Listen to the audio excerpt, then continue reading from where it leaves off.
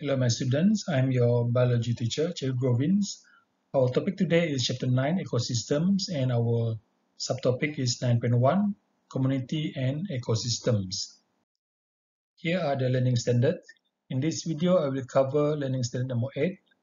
Explain a mangrove ecosystems in terms of biotic components, abiotic components, adaptations of mangrove tree, colonizations and successions, and its importance. Mangrove ecosystems. Mangrove are tropical plants which are usually found in estuaries. Estuaries is a place where the sea and river meets. These plants have successfully adapted themselves to the extreme abiotic components. Abiotic refer to the non-living physical and chemical in the ecosystems. So these are the extreme abiotic components that surround the mangrove ecosystems. So the mangrove ecosystems always exposed to wave and water tides, soft, silted, and muddy soil that lack aerations, exposed to strong wind blow, soil with high salt content as well as very low content of dissolved oxygen in water, exposed to very strong light intensity, and germinations of seedlings in tidal area. This is the biotic components. Biotic components are living components present in ecosystems. Other than mangrove plants as producers that dominate the ecosystem, many other species of flora and fauna adapt themselves to live in the mangrove forest. In addition, there are also decomposers such as bacteria and fungi, which decompose dead organisms into nutrients for the plants. These organisms form a food web that help to maintain the dynamic balance of the mangrove forest. So this is the flora and fauna that lives around the mangrove ecosystem.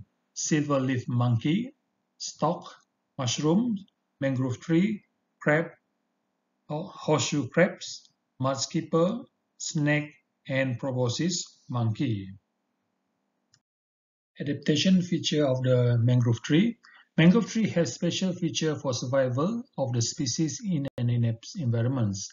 Okay, we look part of the mangrove tree, the leaf, adaptation feature. Mangrove leaf have thick cuticle and sunken stomata which can reduce the rate of transpirations. This leaf have succulent leaf that can store water and special structure known as hydrators to eliminate excess salt. Mature leaf can store salt which will fall off when the concentration of salt store is too high. And then we look at the roots. The roots, pneumatophore roots, are short roots, projection from the soil surface for aerations in water submerged area. The roots allow the gas action between the submerged root and atmosphere through the lenticel. Example here is Avicennia. Part of mangrove tree, the prop roots. Adaptation feature. Prop roots branch out from the lower parts of the stem of the mangrove tree. This is the diagrams. The roots are firmly planted in the soil to support the tree to overcome strong wind and wave. Example here is Rhizophora. Next, buttress roots. Buttress roots are a type of root with a thick structure that can aid in widening the base of the tree. This is the diagram. The root provides support to the tree that grow on soft soil with border with a solid lens. Example here is Bruguera. Seed, viviparous seeds, germinate and grow when they are still on the parent's plant. This is the example in these diagrams. This feature enables fallen seedlings to stick into the muddy soil and will not be uprooted by the wave. Colonization and successions. Colonization is when plants start to conquer an uninhabited area, breed and form colony in that area. And succession is when a few species of dominant plants in a habitat are gradually being replaced by other species called successor. So look at these diagrams. These diagrams show colonization and succession of a mangrove area. Okay, this is the coastal zones. You can see the Avicennia and Sonoratia, and with the pneumatophore roots. Okay, in middle zone you can see the Rhizophora with the prop roots, and in inland zones you can see Bruguera with the buttress roots. Coastal zones. Coastal zone is the area that is most exposed to big wave. This zone is dominated by pioneer species which are Avicennia and Sonoratia. An enlarged root system and pneumatophore help the tree to trap mud and organic substances which are brought by the high tides. Okay, mud accumulation slowly begins, and as a result, the soil becomes higher and denser, and rhizophora succeed and replace the pioneer species. Middle zones. Middle zone is situated along the river, closer to the estuaries, an area inhabited by rhizophora plants that have tangled prop roots. These roots can trap twig and mud, which are washed away and block the flow of water. The trapped mud causes sedimentations to occur much faster. The riverbank becomes higher and drier because less seawater overflow during high tide.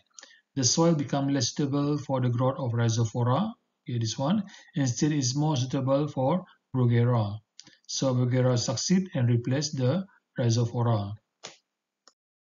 Inland zones. Inland zone is situated further into the lands. The soil becomes higher, harder, and only flow with seawater during high tide. The area is inhabited by Bruguera, which have buttress roots to trap more mud and silt. Sedimentation process form a new swamp that projects out toward the sea. The one-time shore get further away from the sea and ground changes into the lands, which is suitable for land tree such as Naipa fruticans and pandanus. The land trees succeed and replace the Bruguera. The importance of the mangrove ecosystems as a protection zones.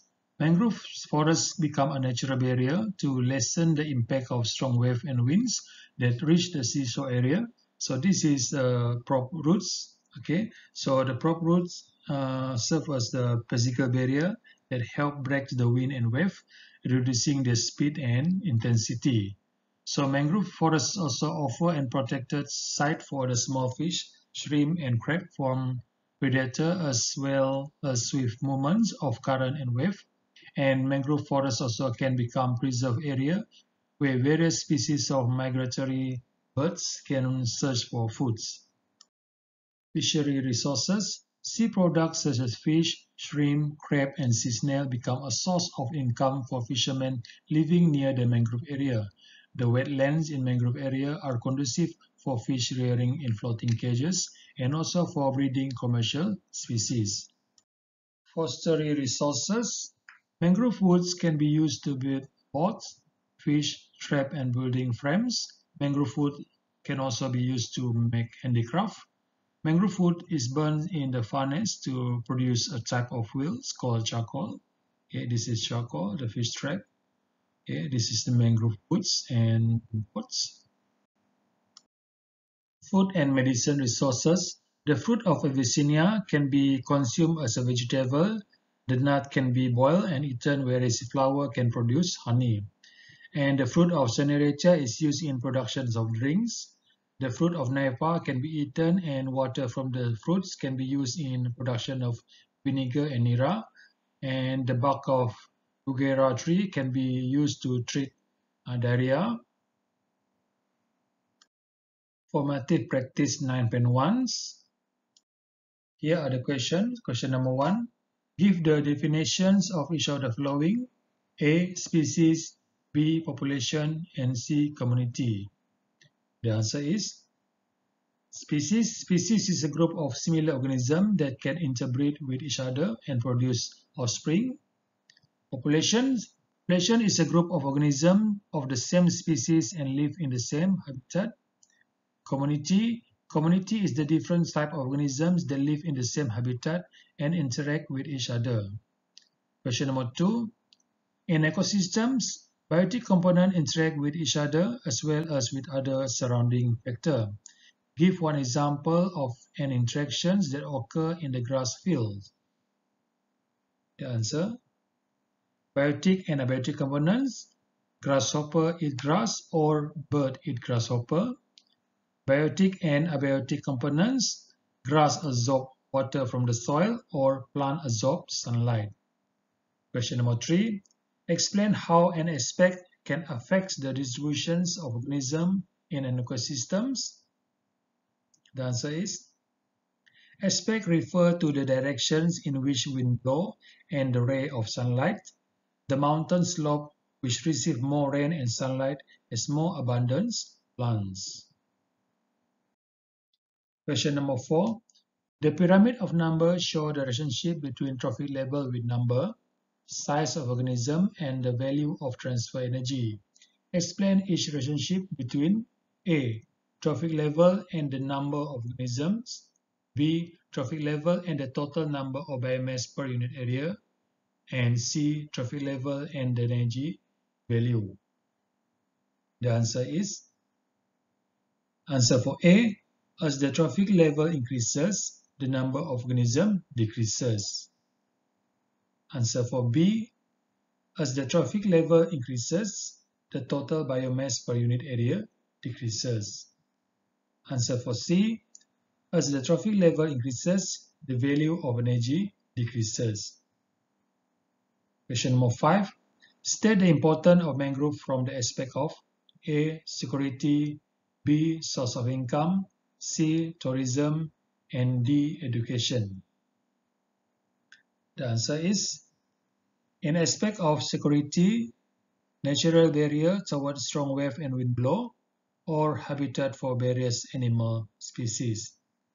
In aspect for source of incomes, the source of income for fishermen who catches sea products or raw substances for charcoal productions.